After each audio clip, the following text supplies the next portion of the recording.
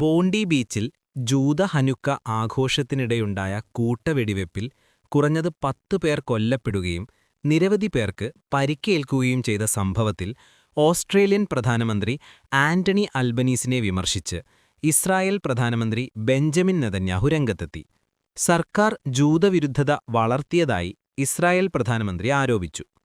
ഡിമോണയിൽ നടന്ന ഒരു സർക്കാർ യോഗത്തിൽ സംസാരിക്കവെ ആക്രമണത്തിന് മുമ്പുള്ള മാസങ്ങളിൽ ഓസ്ട്രേലിയയുടെ നിലപാട് ജൂതസമൂഹങ്ങൾക്കെതിരായ ശത്രുതയുടെ അന്തരീക്ഷത്തിന് കാരണമായെന്ന് ഇസ്രായേൽ പ്രധാനമന്ത്രി ചൂണ്ടിക്കാട്ടി.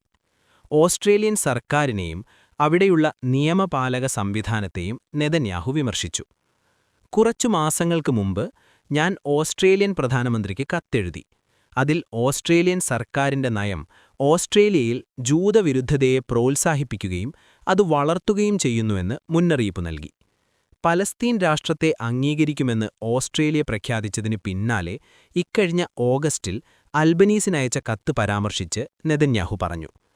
ജൂതവിരുദ്ധത ഒരർബുദമാണ്. നേതാക്കൾ നിശബ്ദത പാലിക്കുമ്പോൾ അത് പടരുന്നു.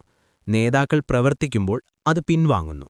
ബലഹീനതയെ പ്രവൃത്തികൊണ്ടും പ്രീതിപ്പെടുത്തലിനെ ദൃഢനിശ്ചയം കൊണ്ടും മാറ്റിസ്ഥാപിക്കാൻ ഞാൻ നിങ്ങളോട് അഭ്യർത്ഥിക്കുന്നുവെന്നും നെതന്യാഹു ആന്റണി അൽബനീസിനോട് പറഞ്ഞു. വ്യക്തമായ മുന്നറിയിപ്പ് സൂചനകൾ നൽകിയിട്ടും ഓസ്ട്രേലിയൻ സർക്കാർ നിഷ്ക്രിയത്വത്തിലാണെന്ന് ഇസ്രായേൽ പ്രധാനമന്ത്രി ആരോപിച്ചു. നടപടിയെടുക്കുന്നതിനു പകരം ഓസ്ട്രേലിയൻ സർക്കാർ ഓസ്ട്രേലിയയിൽ സെമിറ്റിസം വിരുദ്ധതയുടെ വ്യാപനം തടയാൻ ഒന്നും ചെയ്തില്ലെന്നും നെതന്യാഹു കുറ്റപ്പെടുത്തി. സിഡ്നിയിലെ ബോണ്ടി ബീച്ചിൽ ഹനുക്ക ആഘോഷങ്ങൾക്കിടെ നടന്ന വെടിവയ്പിൽ 10 പേർ കൊല്ലപ്പെടുകയും നിരവധി പേർക്ക് പരിക്കേൽക്കുകയും ചെയ്തിരുന്നു. സാധാരണഗതിയിൽ സജീവമായിരുന്ന ബോണ്ടി ബീച്ച് ഈ ദാരുണമായ സംഭവത്തിന്റെ ഞെട്ടലിലാണ്. ഓസ്ട്രേലിയയിൽ ഇത്തരം കൂട്ടവെടിവയ്പ്പുകൾ അപൂർവമാണ്. ചാനുക്ക ബൈ ദ സീ എന്ന പേരിൽ നടന്ന പൊതുപരിപാടിയിൽ 2 തോക്കുധാരികളാണ് വെടിയുതിർത്തത്.